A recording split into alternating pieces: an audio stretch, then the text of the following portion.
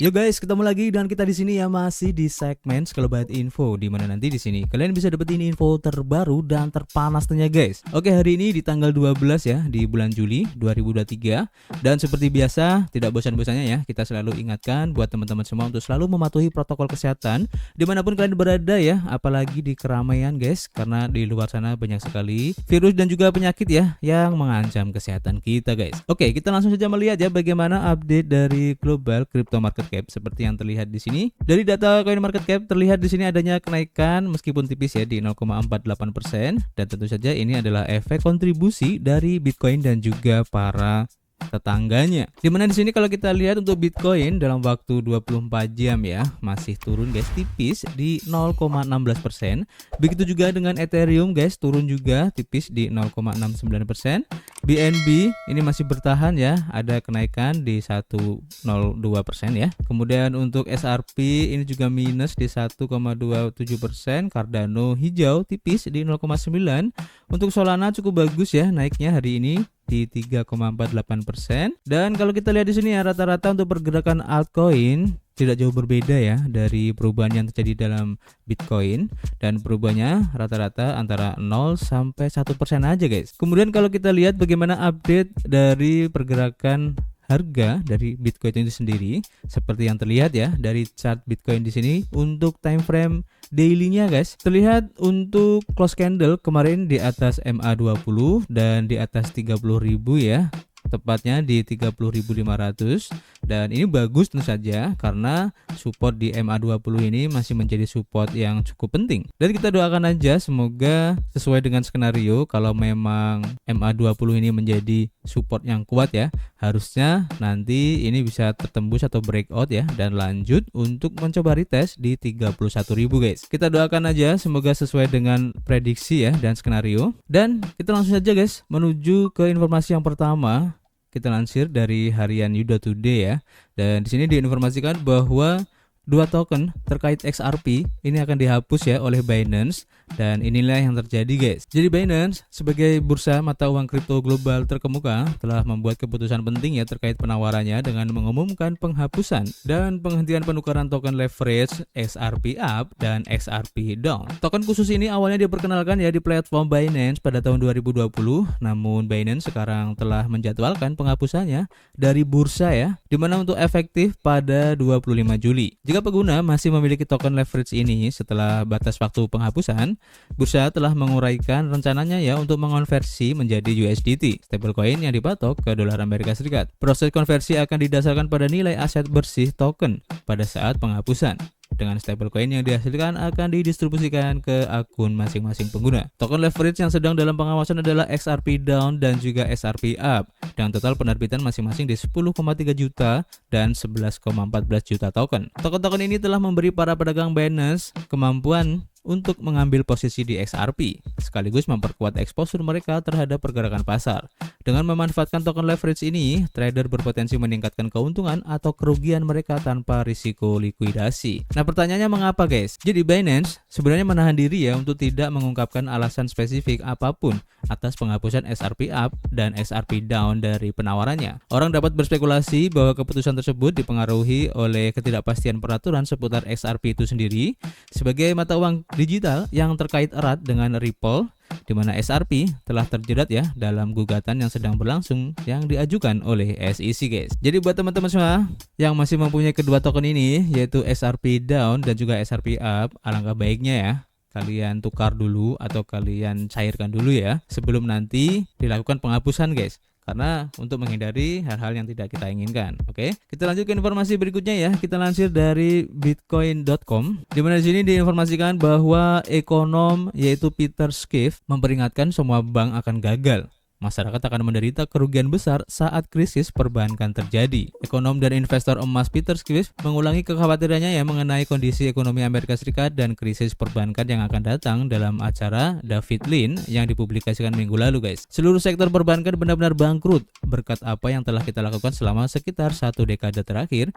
dengan membebani bank-bank ini dengan semua utang jangka panjang dengan imbal hasil rendah. Dan kita memiliki semua asuransi deposito sehingga tidak ada yang benar-benar peduli dengan apa yang dilakukan bank-bank tersebut dengan uang mereka karena semuanya diasuransikan oleh pemerintah. Namun ya, ia menekankan bahwa runtuhnya beberapa bank besar di awal tahun ini telah menyadarkan masyarakat ya bahwa pemerintah mungkin tidak akan sepenuhnya menanggung semua deposito bank jika terjadi kegagalan, terutama jika jumlahnya melebihi batas asuransi FDIC ya. Pesan yang ingin disampaikan adalah jika Anda adalah nasabah sebuah bank kecil, bank regional atau bank komunitas, dan Anda memiliki rekening yang besar, maka Anda sebaiknya mengeluarkan uang Anda. Tidak ada alasan untuk menyimpannya di sana guys. Mereka tidak dapat membayar bunga yang cukup untuk bersaing dengan pasar uang, dan bagaimana jika bank tersebut gagal. Dia juga menambahkan ya, bahwa jika pemerintah ingin menalangi semua bank-bank ini, satu-satunya cara untuk melakukannya adalah dengan menghancurkan nilai deposito karena inflasi yang sangat besar. Ia menekankan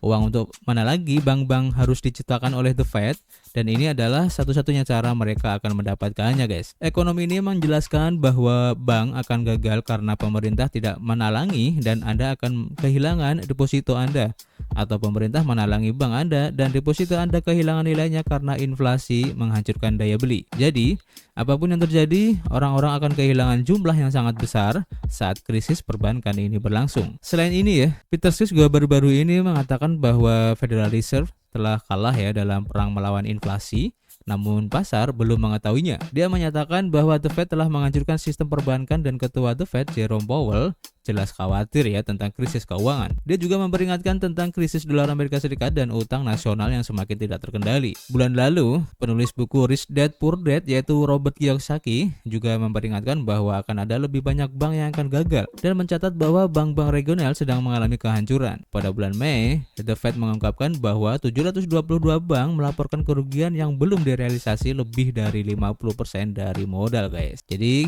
intinya kita harus berhati-hati ya.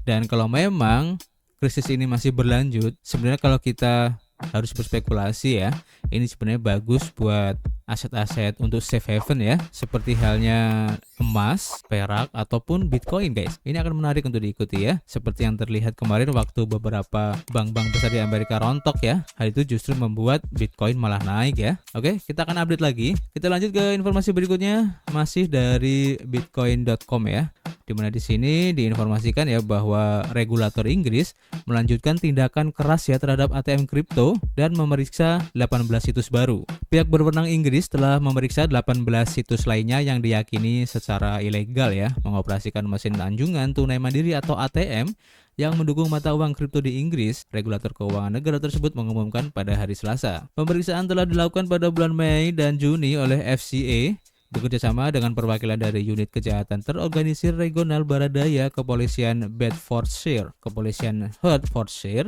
dan Kepolisian Metropolitan. Tindakan ini mengikuti inspeksi FCA sebelumnya terhadap sejumlah situs di seluruh Inggris termasuk London Timur dan Leeds, Exeter, Sheffield, dan Nottingham yang dicurigai menjadi tuan rumah ATM kripto yang tidak terdaftar guys. Inspeksi bersama dengan lembaga penegak hukum lainnya adalah bagian dari tindakan keras FCA yang sedang berlangsung terhadap apa yang dianggap sebagai sektor ilegal. Sejak awal tahun 2023, FCA telah mengunjungi 34 lokasi dan menghentikan 26 ATM kripto yang beroperasi secara tidak sah. Jika Anda menggunakan ATM kripto di Inggris, Anda menggunakan mesin yang beroperasi secara ilegal dan Anda mungkin menyerahkan uang Anda kepada penjahat. Steve Smart, Direktur Eksekutif Bersama Penegakan Hukum dan Pengawasan Pasar di FCA, seperti yang dikutip. FCA mengingatkan bahwa mereka secara teratur memperingatkan konsumen bahwa aset kripto tidak diatur dan beresiko tinggi ya, dan bahwa penyedia pertukaran kripto di Inggris, termasuk operator ATM, diharuskan untuk mendaftar dan mematuhi aturan pencucian uang Inggris. ATM kripto telah memainkan peran sebagai pintu masuk ke ruang kripto, tetapi jumlah mesin baru yang dipasang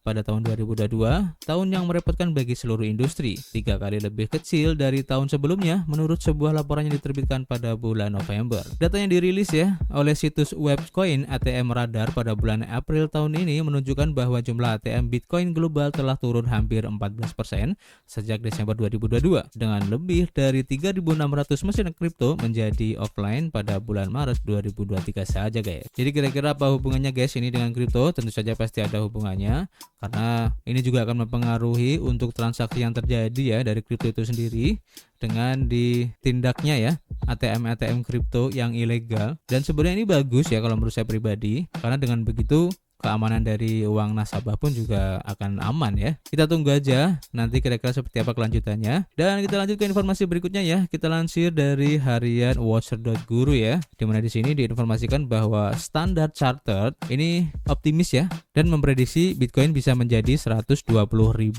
guys. Nah, ini menarik ya. Jadi Standard Chartered baru-baru ini mengumumkan bahwa Bitcoin berpotensi mencapai $120.000 ya pada akhir tahun 2024 dalam prediksi mereka sebelumnya pada bulan April.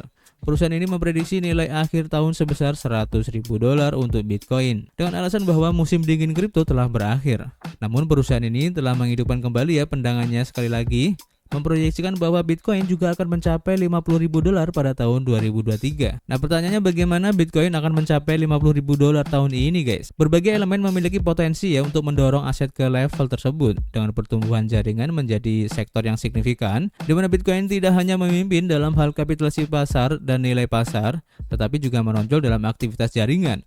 Laporan terbaru menunjukkan ya lonjakan jumlah alamat baru yang dibuat dalam jaringan Bitcoin yang menyoroti pertumbuhannya yang berkelanjutan. Selain itu, peristiwa halving yang sangat dinanti-nantikan yang dijadwalkan pada April 2024 diperkirakan akan berdampak positif ya pada Bitcoin. JP Morgan dalam laporannya baru-baru ini menyatakan bahwa permintaan retail untuk Bitcoin akan melonjak setelah halving. Tren ini telah diamati berulang kali ya di masa lalu yang mengarah pada peningkatan harga Bitcoin. Selain itu, beberapa prediksi lain telah dirilis menunjukkan bahwa Bitcoin akan mencapai $48.000 sebelum halving dan $160.000 yang mengesankan setelah peristiwa tersebut. Di samping itu ya guys, Standard Chartered juga percaya bahwa para penambang juga dapat mempengaruhi tren naik ini.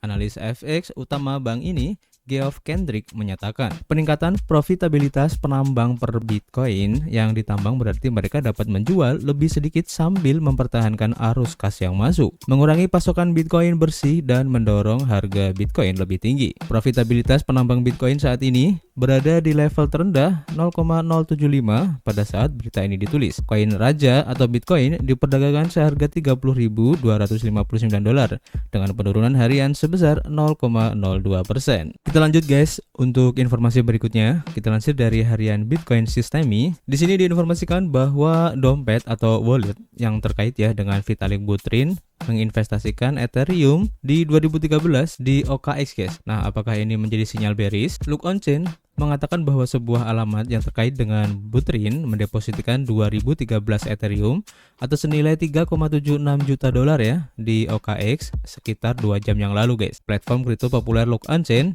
yang melacak pembelian, penjualan, dan transfer cryptocurrency oleh investor institusional besar dan paus berbagi bahwa paus yang terkait dengan pendiri Ethereum Vitalik Buterin telah menginvestasikan Ethereum di OKX. Look on Chain mengatakan bahwa seekor paus besar yang terkait dengan Buterin menyetor 2013 Ethereum senilai $3,76 juta di bursa kripto OKX sekitar 2 jam yang lalu. Look on Chain juga menambahkan bahwa mereka membeli 22.300 Ethereum ya atau senilai sekitar $41,6 juta dari 30 Desember 2022 hingga 18 Mei 2023 dari alamat dengan awalan OX9E92 ya yang diduga terkait dengan Vitalik Buterin. Menurut riwayat transfer yang dibagikan oleh Look on Chain, alamat OX9E92 tampaknya telah mengirimkan 2.250 Ethereum ya dari Ethereum yang dimilikinya ke alamat OXC767 beberapa waktu lalu. Pada titik ini ya terlihat bahwa alamat OXC767